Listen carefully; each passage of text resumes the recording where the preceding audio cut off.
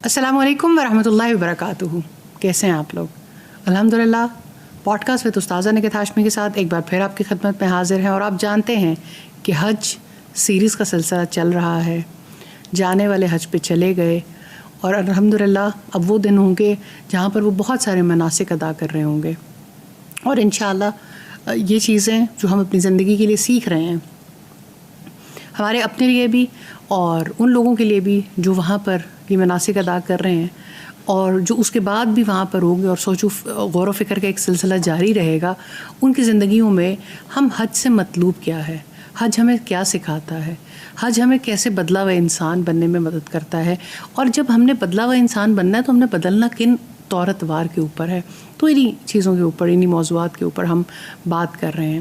جزاک اللہ خیر استاذہ, بہت شکریہ الحمدللہ حج کے حوالے سے سکھانے کے لیے. اور بہت سارے اہم موضوعات ہیں جس کو ابھی تک ہم نے ڈسکس کیا اور آپ نے اس پہ رہنمائی کی, سوچ کی, ایسی اینگلز دیے کہ حج صبر بھی سکھاتا ہے, حج توکل بھی سکھاتا ہے, حج روک لگانا بھی سکھاتا ہے, حج جو ہے وہ مائنڈ باڈی اینڈ سول کی ٹریننگ کا نام ہے. جب آپ نے وہاں پر ہوتے ہوئے یا یہاں پر واپس آنے کے بعد کس طرح سے اپنی زندگی کو ذکر والی زندگی اور صبر والی زندگی اور توکل والی زندگی بنانا ہے, اور اس کے الحمدللہ ہم بہت سے ثمرات دیکھ بھی رہے ہیں. استاذہ آج جو میں چیز آپ سے پوچھنا چاہتی ہوں کہ کیا حج شکر گزاری بھی سکھاتا ہے؟ شکر گزاری کیا ہے؟ شکر گزاری کیسے سیکھی جا سکتی ہے؟ یہ حج کا سفر کس طرح سے اس میں معاون اور مدد ثابت ہو سکتا ہے؟ جزاک اللہ خیر فائزہ. بہت ہی اہم سوالات آپ کرتی ہیں اور ایسی چیزیں اٹھاتی ہیں جس کی وجہ سے الحمدللہ بہت لوگوں تک یہ نفع پہنچتا ہے. اللہ تعالیٰ اس کو کثیر لوگوں کے لیے نفع مند بنائے. آمین. جزاک اللہ. اور ہمیں حق کہنے کی اور حق پہنچانے کی توفیق دے اور خود اس پر عمل پیرا ہونے کی توفیق عطا فرمائے. آمین آمین. فائزہ, جہاں تک شکر کا تعلق ہے تو پہلی بات تو میں سمجھتی ہوں کہ خود شکر گزاری کو سمجھنا بہت ضروری ہے. بعض اوقات ایسا ہوتا ہے کہ ہم زبان سے یہ کہتے ہیں کہ ہم شکر ادا کرتے ہیں, لیکن چونکہ اسے سمجھ نہیں رہے ہوتے, جس کی وجہ سے یعنی ناشکری کا سلسلہ شکر گزاری میں ہی جاری ہوتا ہے. بالکل. مثال کے طور پر دیکھیں کہ اگر چیزیں اپنے اپوزٹ سے بہت پہچانی جاتی ہیں, جیسے رات اور دن ہے تو رات اندھیری ہے تو دن روشن ہے, تو پتہ لگتا ہے نا کہ دونوں میں کتنا ڈفرینس ہے. لیکن شکر گزاری اور ناشکری میں جو ڈفرینس ہے وہ ہم ناشکری کو دیکھیں گے تو زیادہ سمجھ آئے گا. صحیح. تو ایک ناشکرہ انسان کیا کرتا ہے, وہ ہمیشہ ایک مائنڈ سیٹ رکھتا ہے, مجھے کیا نہیں ملا. ہر دفعہ اس نے یہ سوچنا ہے میری زندگی میں کیا نہیں ہے. اس کی سوچ ہی اسی کے گرد گھومتی ہے کہ مجھے یعنی جو چیزیں مل جاتی ہیں تو وہ اس کے لیے اچیویبل ہو جاتی ہیں. اس کے بارے میں وہ سوچنا بھی نہیں چاہتا کہ کیا مل گیا. اس نے یہ دیکھنا ہے کہ اب اگلا ٹارگٹ کیا ہے, اگلا کیا اچیو کرنا ہے, تو وہ اس کے بارے میں شکوہ شروع کر دیتا ہے. چن چن کے وہ باتیں ہائی لائٹ کرے گا کہ ہاں یہ نہیں ملا, یہ نہیں ملا, یہ نہیں ملا. تو ناشکرے پن کے مقابلے میں شکر گزاری کیا ہے کہ انسان ملنے والی نعمت کو یاد رکھے, اسے نہ بھولے, اور اس کا ادراک بھی ہو. اس کا ادراک ظاہر ہے کہ یاد تو تبھی رکھے گا. استاد صاحب ادراک ہی نہیں ہوتا کہ یہ بھی نعمت بہت بڑی بات ہے, بہت بڑی بات ہے, کیونکہ سب سے پہلی بات یہ نعمت کا اعتراف, اور اعتراف اپنے لیے. جب ایک انسان کو ادراک ہوتا ہے, وہ اعتراف کرتا ہے, اس کا اظہار کرتا ہے, تحدیث نعمت ہے نا, نعمت کو پھر بیان کرے. اسی وجہ سے ایک ہے دل کا یقین کہ مجھے یہ نعمت ملی ہے, دوسرا ہے زبان سے شکر ادا کرنا, اور تیسرا عملی شکر گزاری کے طریقے. تو شکر گزاری بہت بڑی دولت ہے, بہت بڑی. اللہ سبحانہ تعالیٰ نے اپنی کتاب کا آغاز ہی شکر گزاری سے کیا ہے, اور کتنی بڑی خوشخبری ہے, لَإِن شَكَرْتُمْ لَأَزِيدَنَّكُمْ, اگر تم شکر ادا کرو گے میں تمہیں اور زیادہ دوں گا. سبحان اللہ. اور شکر گزاری, گریٹیٹیوڈ اتنی بڑی چیز ہے, زندگیوں میں بہت بڑی تبدیلی لے کے آتی ہے. اگر آپ دیکھیں جو انسان شکر گزار ہوتا ہے اس کے اندر تواضع آتی ہے, جھکاؤ آتا ہے. ناشکر انسان کے اندر تکبر آتا ہے, گھمنڈ. اور ایسا انسان جو ہے وہ دوسروں کے ساتھ ہمیشہ اپنے تعلقات کو خراب کرتا رہتا ہے, تنقید کرتا ہے, دوسروں کو تانے دیتا ہے, دوسروں کی دل آزاری کرتا ہے. یعنی سوسائٹی کا ایک یعنی اچھا انسان نہیں بن پاتا ناشکرے پن کی وجہ سے. تو اب دیکھیں انسان تو انس رکھتا ہے نا اپنے جیسے انسانوں کے ساتھ، مانوس ہوتا ہے. جیسے رسول اللہ صلی اللہ علیہ وسلم نے بھی فرمایا کہ مومن الفت کرتا ہے اور اس سے الفت کی جاتی ہے. تو یہ جو الفت ہے نا، یہ جو محبت ہے، ناشکرے پن کی وجہ سے یہ بھی ختم ہو جاتی ہے اور اخوت کا رشتہ بھی نہیں جڑ پاتا. یعنی اللہ سبحانہ تعالیٰ کے ساتھ تو ریلیشن خراب ہوتا ہی ہے، انسانوں کے ساتھ بھی بہت زیادہ خراب ہو جاتا ہے. تو شکر گزاری دراصل بہت بڑی نعمت ہے. اور دنیا میں آپ دیکھیں کوئی مسلمان ہے یا نہیں، کوئی اللہ سبحانہ تعالیٰ پر بلیو کرتا ہے یا نہیں، سب لوگ یہ ضرور چاہتے ہیں کہ لوگ گریٹیٹیوڈ سیکھیں، لوگ کم از کم نعمت کو محسوس تو کریں. آپ اپنی سوسائٹی میں دیکھیے سب سے بڑی جو چیز آپ کو نظر آئے گی نا، وہ ناشکرا پن ہے. ہر وقت آپ کا مائنڈ سیٹ ہی ایسا بن گیا مجھے کیا نہیں ملا. اور جب کیا نہیں ملا کی بات آئے گی تو آپ کو بہت کچھ نظر آئے گا، اور آپ کو جو ملا ہے وہ بھی اسی فہرست میں جا کے کھڑا ہو جائے گا. تو ناشکرا پن بہت بڑی بیماری ہے، بہت بڑی بیماری ہے. انسانوں کو جب لگ جاتی ہے تو اس کی وجہ سے انسان غلطیاں چنتے رہتے ہیں، اور ناشکرا انسان اللہ سبحانہ تعالیٰ کے اندر غلطیاں چنتا ہے. استغفر اللہ. اور پھر آپ دیکھیں کہ یعنی ناشکرے پن سے بچنا عام زندگی میں کب ممکن ہو سکتا ہے؟ مائنڈ سیٹ چینج ہو. بہت بڑی محنت ہے، بڑی مشقت. اب ناشکرا پن بھی کہہ لیں یا کمپلیننگ ایٹیچیوڈ ہو جاتا ہے کہ کمپلین ڈیولپمنٹ رک جاتی ہے ساری. یہ بات جو ہے نا یہ بڑی امپورٹنٹ ہے، کیونکہ جو عام فہم زبان میں لوگوں کو بات سمجھ آتی ہے، بچے کمپلین کرتے ہوئے نظر آتے ہیں، لوگ اداروں میں کمپلین کرتے ہوئے نظر آتے ہیں، شکایتی مزاج ہے نا، بیویاں کمپلین کرتی ہوئی نظر آتی ہیں، شوہر کمپلین کرتے ہوئے نظر آتے ہیں. مطلب سوسائٹی میں ایک ایٹیٹیوڈ ڈیولپ ہو جاتا ہے. اچھا اور میں یہ کہتی ہوں کہ چلے عام لوگ تو کمپلین کریں، آپ علماء بھی کمپلین کرتے ہوئے نظر آتے ہیں. جی میں یہ نہیں کہتی کہ سب لوگ ایک برابر ہیں، بھی ایک دوسرے کے اوپر. اور یہ ہے کہ یعنی اس بات پر معاشرے میں سیاست میں یہ خراب ہے، لوگ خراب ہیں، حکمران خراب ہیں. یعنی کبھی کبھی مجھے تو اس ملک کے پیچھے جانے کی اور ہمارے مسلمانوں کے زوال کی وجہ ہی صرف ناشکری سمجھ آتی ہے. اس میں کچھ بھی اچھا نہیں ہے، سب خراب ہے، جبکہ آپ کے پاس کہیں سے ہو پائے وہاں سے شروع کر لو.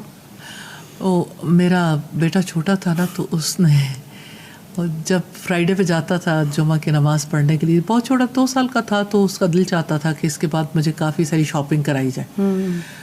تو اس کو جب شاپنگ کراتے تھے، ظاہر ہے روک تو لگانی ہوتی ہے پیرنٹس نے، تو اس کے بابا اسے کہتے تھے کہ یہ چیز ٹھیک نہیں ہے، یہ ٹھیک نہیں ہے. تو وہ کہتا تھا کہ اچھا یہ ساری دکانیں جو ہیں یہ خراب چیزوں کے لیے بنی ہوئی ہیں لوگوں. یعنی اتنا چھوٹا بچہ بھی یہ سمجھتا تھا کہ اتنی خرابیاں تو نہیں ہو سکتی کہ ہر چیز ہی خراب ہو جائے. لیکن اگر آپ اوورآل دیکھیں تو جو لوگ پالیٹکس میں ہیں آپ کو ہر وقت بتاتے ہیں سب کچھ خراب ہے، سب کچھ خراب ہے. اچھا اگر ہر آنے والا دوسرے کے بارے میں یہی بات بتا رہا ہوتا ہے کہ جی کچھ بھی ٹھیک نہیں ہے. جو بھی آپ انیشیٹو لے لیں، جو بھی آپ کام کریں، چیزوں کو تبدیل ہونے میں وقت لگتا ہے، لیکن پتہ چلتا ہے کہ وہ بھی خراب تھے اور یہ بھی خراب ہے اور آنے والے بھی خراب ہی ہوں گے. اچھا پھر اگر آپ دیکھیں تو میں بڑا انفارچونیٹ ہے جو دیندار طبقہ ہے، اس کے اندر ناشکر گزاری کیسی ہے. اپنے بڑوں کو نعمت نہیں سمجھتے، بزرگوں کو نعمت نہیں سمجھتے. دیندار طبقے میں دیکھیں کہ اپنے جیسے اب جیسے بچے ہیں، جیسے بزرگوں کو نعمت نہیں سمجھا، جو اپنے سے بات میں آنے والے ہیں ان کو اللہ سبحانہ تعالیٰ کی نعمت نہیں سمجھتے کہ یہ ہمارے بچے ہیں. شکر ہے اللہ تعالیٰ کا کہ جس نے مسلمانوں میں ایسے بچے پیدا کر دیے کہ جو دین کی بات کرتے ہیں اور دین سمجھانا چاہتے ہیں اور دین لے کے چلنا چاہتے ہیں. اور پھر آپ دیکھیں اسی وجہ سے جو ریلیجس طبقہ ہے نا اس میں بھی کولیبریشنز نہیں ہیں. یعنی بزرگوں کے ساتھ آپ نہیں بیٹھنا چاہتے، بچوں کے ساتھ آپ نہیں بیٹھنا چاہتے، آپ ایک دوسرے کے ساتھ بھی نہیں رہنا چاہتے، ایک دوسرے پہ کریٹیسزم جاری رہتا ہے. تو شکر گزاری کہاں ہے؟ کیا اللہ والوں کی کثرت نعمت نہیں ہے؟ کیا اس پہ شکر ادا نہیں کرنا چاہیے؟ کیا کیڑے نکالنا ہی اللہ سبحانہ تعالیٰ کا دین ہمیں سکھاتا ہے؟ جو بھی نکالے. میں یہ کہتی ہوں کہ خرابیاں ہو سکتی ہیں، لیکن ان خرابیوں کو ہائی لائٹ کرنا کیا ہے، ہمیں یہ بھی تو دیکھنا چاہیے. کیا اللہ سبحانہ تعالیٰ نے اپنے نبی کے توسط سے ہمیں یہی دین سکھایا ہے کہ ہم ہر وقت یہ کہیں یہ خراب؟ بھائی ٹھیک ہے، اس کی اصلاح کا ایک طریقہ کار ہے. اس کا طریقہ کار ہمیں خود ساختہ نہیں بنانا چاہیے. وہ طریقہ کار اللہ کے رسول صلی اللہ علیہ وسلم سے لینا چاہیے. کیا غلطیوں کی اصلاح کیسے کرتے تھے. اسی طرح سے اب دیکھیں خاندانوں میں کیا ہے. خاندانوں میں ساس ظاہر ہے کہ 30 40 50 سال کے بعد ایک مقام تک پہنچ جاتی ہے. نیچرلی ساری زندگی اس کی لرننگ میں گزرتی ہے, اچھا برا جو بھی ہے, مطلب وہ ایک لیول تک پہنچتی ہے تو اس کی ایک انڈرسٹینڈنگ کا لیول ہوتا ہے. اب آپ دیکھیں کہ آنے والی بہو کے اندر وہ بالکل ابتدائی سٹیج پہ اگر وہ دیکھنا چاہے کہ اب وہ میرے جتنا ایکسپیرینس گین کر کے اس طرح لوگوں کو ڈیل کرے تو پاسبل نہیں ہے, اسپیس دینی پڑتی ہے. لیکن کسی کا آنا اور کسی کا سیکھنے کے لیے انٹر ہو جانا کیا اللہ سبحانہ تعالیٰ کی نعمت نہیں ہے کہ چلو ہماری جگہ لینے کے لیے کوئی تو آ گیا جس نے یہ سب کچھ سیکھنا ہے اور ان سب چیزوں کو لے کے چلنا ہے, خاندان کی جو لیگیسی ہے اس کو لے کے چلنا ہے, تو اس پر اللہ کا شکر ادا کرنا چاہیے. اچھا لیکن استاد یہ بھی تو ہوتا ہے نا کہ سم ٹائم آپ ٹالریٹ کر رہے ہوتے ہیں اور ٹالرنس کو آپ کی کمزوری سمجھا جا رہا ہوتا ہے کہ یہ تو بندہ برداشت کرتا ہے. میں اسی طرف آنا چاہتی ہوں کہ دوسری طرف یہ ہے کہ اگر فرض کریں کہ ایک نئی بچی خاندان کے اندر انٹر ہو رہی ہے, اب وہ انٹر ہوتے ہی سمجھے کہ جو میری سوچ ہے وہی حق ہے اور سب لوگ میرے پیچھے چلیں, تو وہ جو یعنی ڈیکیڈز کا ایکسپیرینس ہے اور وہ جو اس لیول تک لوگ پہنچے وہ سب غلط ہو گئے. تو مطلب یہ ہے کہ یہ کیا اللہ سبحانہ تعالیٰ کی ناشکری نہیں ہے کہ اپنے بڑوں کو آپ اپنے لیے نعمت کی بجائے زحمت سمجھنا شروع کر دیں. اچھا پھر آپ دیکھیں کہ جیسے اولاد ہے نا, ماں باپ پالتے رہتے ہیں, ان کی سرد و گرم برداشت کرتے رہتے ہیں. ایک لیول پہ آ کے بچے ٹین ایج میں جاتے ہیں تو وہ کہتے ہیں ہمارے پیرنٹس تو کسی اور ایرا کے ہیں. بھائی وہ اسی ایرا کے ہیں, وہ کسی اور ایرا کے نہیں ہیں, اس لیے کہ جب آپ پیدا ہوئے تھے تو وہ ینگ تھے اور آپ کا اور ان کا سفر صرف اس لحاظ سے ہے کہ وہ ینگ تھے اور آپ کچھ نہیں سمجھتے تھے. پھر آپ بڑے ہونا شروع ہوئے تو ان کا ایکسپیرینس اور بڑھتا گیا. آپ جب اس قابل ہوئے کہ شعور کی عمر کو پہنچیں اور ان کا شعور اور زیادہ پختہ ہو گیا, اب آپ کہتے ہو کہ جو میں سمجھتا ہوں وہ آپ نہیں سمجھتے. یہ تو سب سے بڑا میرے خیال میں ہماری یوتھ کا اور ہمارے ٹین ایجرز کا سب سے بڑا ڈائلیما یہ ہے, بچوں کا بھی. ہر کوئی کہتا ہے آپ کے زمانے میں یہ ہوتا تھا, تو بندہ کہتا ہے کہ کیا ہمارے زمانے فرق ہو گئے. یعنی جو چیز سے سیکھنا چاہیے تھا, جو ایکسپیرینس تھا, جس سے آپ کا ایکسپیرینس میں ہم یہ سمجھتے ہیں کوئی کاروبار کرتا ہے تو 20 سال کے بعد اس کا کاروباری ایکسپیرینس وسیع ہوتا ہے, اسے سیکھنا چاہیں گے. اچھا کوئی علم حاصل کرتا ہے, ڈاکٹر ہے, اس نے ایکسپرٹیز ہے, تو ایکسپرٹ سے سیکھنا چاہیں گے. لیکن عمومی طور پہ جو معاشرے میں رویہ ہے اپنے بڑوں سے سیکھنے کا, اس میں بچوں نے بھی ایک بات پکڑ لی اور انہیں کہیں سمجھا دی گئی ہے کہ آپ کے زمانے میں یہ ہوتا تھا, اب وہ زمانہ نہیں ہے. صحیح. اصل میں بات یہ ہے کہ جتنی ناسمجھی ہوتی ہے نا اور جتنا زیادہ انڈرسٹینڈنگ کی کمی ہوتی ہے اتنا ہی زیادہ انسان کے اندر ناشکرا پن آتا ہے. ادراک نہیں کر پاتے کہ کتنی بڑی بلیسنگ ہے, ریئلائزیشن نہیں ہے. تو بچوں کو اگر شروع سے گریٹیٹیوڈ سکھایا جائے تو ٹین ایج میں آ کے ان کا گریٹیٹیوڈ میچیور ہو جائے گا. بہرحال یہ المیہ ہے کہ پیرنٹس نے بھی تو ان چیزوں پہ کام اور آئیڈیلائز اور چیزوں کا کروایا. میں بہت ساری چیزوں میں محسوس کرتی ہوں کہ آپ نے نیکی کو بھی آئیڈیلائز نہیں کروایا. ایگزیکٹلی. آپ نے نیک لوگوں کو بھی آئیڈیلائز نہیں کروایا. پھر آپ کہتے ہو میرا بچہ آج کل ہونے والے فلاں ٹک ٹاکر کو آئیڈیلائز کرتا ہے, ولاگر کو آئیڈیلائز کرتا ہے. یعنی اس کا رول ماڈل اتنا پیتھیٹک ہے کہ دیکھ کے بھی شرمندگی ہوتی ہے کہ یہ کن کے بارے میں بات کر رہا ہے. کیونکہ آپ نے بتایا پیسہ عزت ہے, اسٹیٹس عزت ہے, مقام عزت ہے. آپ نے کب بتایا کہ کوئی بندہ اگر اپنی زندگی میں انسانیت کے لیے کچھ کر رہا ہے یا نیکی کے لیے کچھ کر رہا ہے تو وہ بندہ بھی قابل احترام ہے, وہ بندہ بھی مطلب اس کی کوئی کنٹریبیوشن ہے. بڑی اہم طرف گورو نے تو مدر ٹریسا بنایا, ہمارے لوگوں نے تو, اور اس میں مانتی ہوں کہ ہمارے کلیرکس کی بھی غلطی ہے, علماء کی بھی معذرت کے ساتھ ان سے بھی غلطی اگر ہوئی ہے کہ ایک دوسرے کے اوپر تانا زنی. کیا فائدہ ہوا اس سارے ماحول کو پیدا کرنے کا؟ تو بچے اگلی جو نسلیں وہ بالکل بدک گئیں.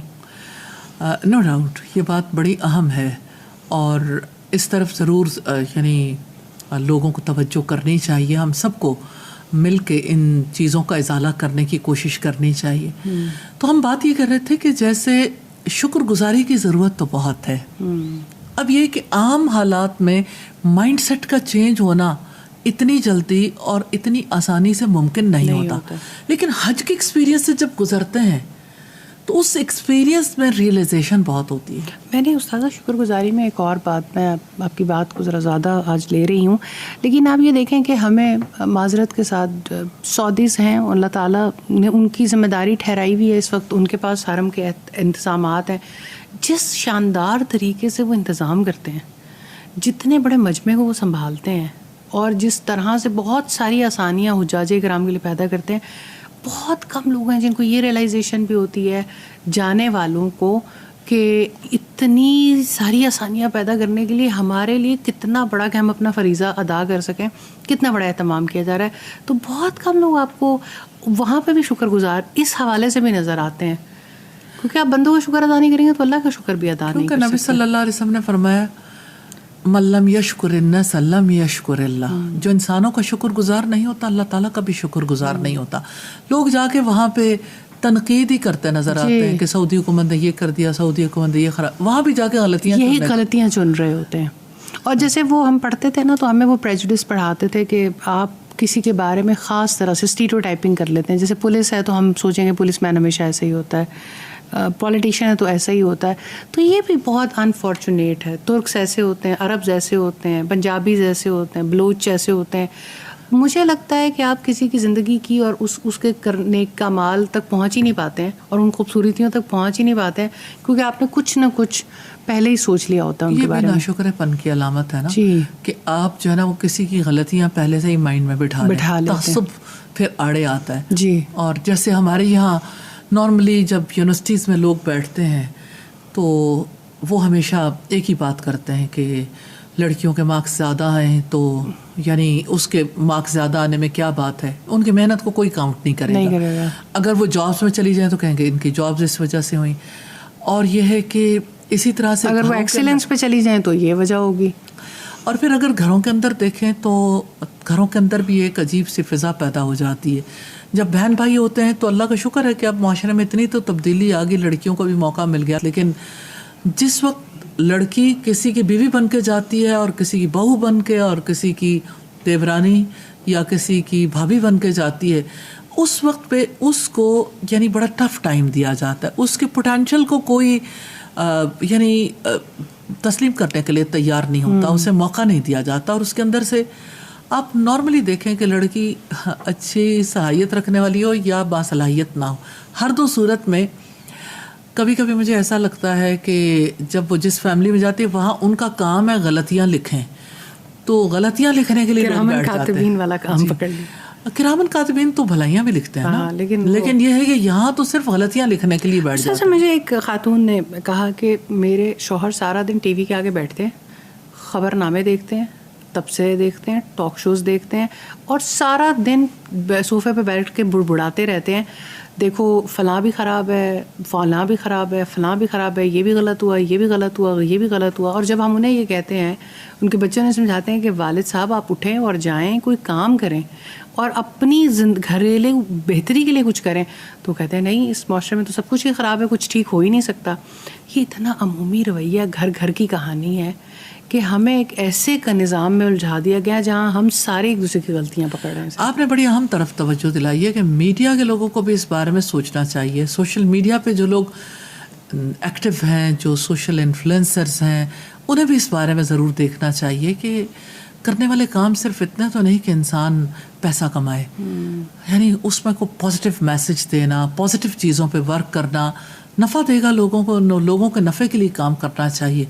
صرف غلط چیزوں کو ہائی لائٹ کرنا اچھا نہیں ہے کہ ان چیزوں کو جس کی وجہ سے لوگوں کا اعتماد خراب ہوتا ہے. آخر کوئی بھلائی نہیں ہے سیاست دانوں میں کہ سیاست دانوں میں ہمیشہ غلط چیزیں ابھاری جائیں، کوئی بھلائی نہیں ہے پولیس والوں میں کہ پولیس والوں میں سے غلط چیزیں ہی ہمیشہ اخذ کی جائیں، ان کو کبھی یعنی اس مقام تک آنے ہی نہ دیا جائے کہ وہ کیا کیا کام طبقے میں ہر کوئی ہر کہیں نہ کبھی آپ سوچتے ہیں کہ کوئی مؤذن کے بارے میں پازیٹیو بات کرتا ہوں؟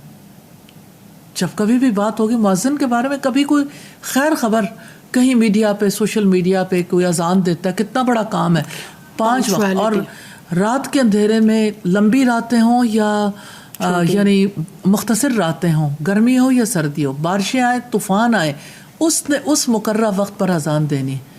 تو یہ چیزیں جو ہے نا یہ ریئلائزیشن نہ ہونے کی وجہ سے ناشکراپن ہے.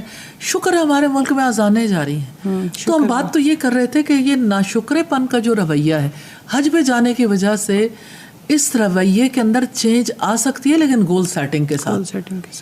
کیونکہ سب سے بڑی نعمت تو یہ ہے کہ جب کوئی حج کرتا ہے تو یعنی اللہ سبحانہ تعالیٰ جس کو چن لیتا ہے تو اس کو سب سے پہلے یہ سوچنا چاہیے کہ لاکھوں لوگوں میں سے اللہ سبحانہ تعالیٰ نے اس کو موقع دیا, کروڑوں میں سے موقع دیا. تو اللہ سبحانہ تعالیٰ کا کتنا بڑا انعام ہے, رحمت ہے. کسی کے پاس پیسہ ہو سکتا ہے, کسی کے پاس وسائل ہو سکتے ہیں, اور جن کے پاس وسائل نہیں ان کو بھی اللہ سبحانہ تعالیٰ کیسے موقع دے دیتا ہے. تو ایک تو حج کی سلیکشن کا ہونا, پھر اسی طرح سے اللہ سبحانہ تعالیٰ جب اپنا نام لینے کا موقع دیں, جب تلبیہ کہنے کا موقع دیں, جب ذکر کرنے کا موقع دیں, جب اللہ سبحانہ تعالیٰ طواف کا موقع دیں, دعائیں کرنے کا موقع دیں, جب اللہ سبحانہ تعالیٰ حضرت حاجرہ کی طرح صفا مروہ کی سعی کا موقع دیں, یا وقوف عرفہ کا موقع ملے, یا مزدلفہ میں رات گزارنے کا. آپ دیکھیں مزدلفہ میں کتنا ناشکراپن اپنے عروج پر چلا جاتا ہے. تو مزدلفہ میں تو لوگوں کو یہ سوچنا چاہیے کہ اللہ کا شکر ہے کہ اللہ تعالیٰ نے ایک نئے ایکسپیرینس سے گزارا ہے, کہ ہمیں ٹھیک ہے ہمارے لیے مشقت ہے لوگوں کے درمیان رہنا بھی, اور یہ لائف سٹائل ہم عام زندگی میں اختیار بھی نہیں کرتے, اور اللہ سبحانہ تعالیٰ نے اختیار کرنے کی اجازت بھی نہیں دی, لیکن کسی حکمت کے تحت یہاں رکھا گیا. وہ جو چوٹ پڑتی ہے نا میں پہ, تو انسان جھکتا ہے, اور جو جھکتا ہے وہ شکر گزار بنتا ہے. اور پھر آپ دیکھیں کہ جس طرح یعنی انسان قربانی کرتا ہے, قربانی کرنے کا موقع بھلا ہر کسی کو کب ملتا ہے؟ لوگ تو یہی دیکھتے رہ جاتے ہیں ہمارے حالات نہیں ہیں, ہمارے معاملات ایسے ہیں, فلاں قربانی کر لے, چلو حصہ ہی ڈال لیں کہیں. یعنی بچنے کے کتنے ہی راستے ہیں لوگ اختیار کرتے رہتے ہیں. تو قربانی کا جس کو موقع ملا, اور حرم میں یعنی وہاں جا کے قربانی کرنے کا کسی کو موقع مل گیا. اللہ کے رسول صلی اللہ علیہ وسلم نے 100 اونٹ قربان کیے تھے. ذرا حوصلہ تو دیکھیے کتنے لوگ ہیں جو 100 اونٹ قربان کر سکتے ہوں.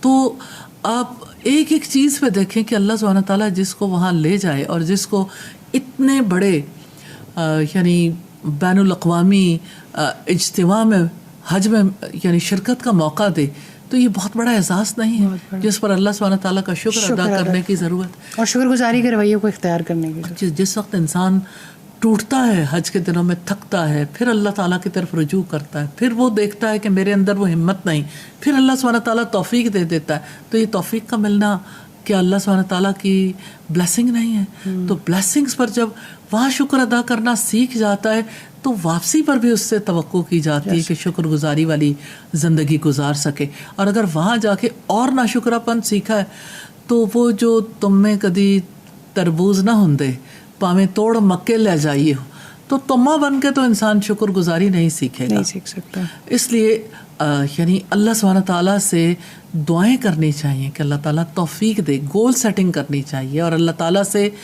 یہ مانگنا چاہیے کہ اللہ ایسے لوگوں کی صحبت دے جو شکر گزار ہوں, جن سے عملی طور پر ہم شکر گزاری سیکھ سکیں. یہ شکر گزاری ہمارے لیے بہت بڑی دولت ہے. اور اللہ سبحانہ تعالیٰ نے قرآن مجید میں فرمایا اعملوا آل داود شکرن, اے آل داود شکرانے کے طور پر نیک کام کرو. شکر. تو شکر گزاری کا ایک بہت بڑا سورس ہے, ذریعہ ہے, طریقہ ہے کہ انسان اپنی زندگی میں صالح اعمال کرنے کے قابل ہو جائے. آمین. اللہ تعالیٰ ہم سب کو توفیق. آمین. جزاک اللہ خیر استاد, بہت شکریہ آپ کا. انشاءاللہ ایسا حج بھی کرنا ہے, ایسی زندگی بھی گزارنی ہے کہ ہم اللہ تعالیٰ کے شکر گزار ہو جائیں. اور شکر گزاری بہت بڑا رویہ ہے. نعمتوں کے خزانے, رحمتوں اور برکتوں کے حصول اس شکر گزاری کے بعد ہی شروع ہوتے ہیں. انشاءاللہ اگلے پوڈ کاسٹ میں کسی اور ٹاپک کے ساتھ حاضر ہوں گے. جب تک کے لیے اجازت دیجیے. السلام علیکم ورحمۃ اللہ وبرکاتہ.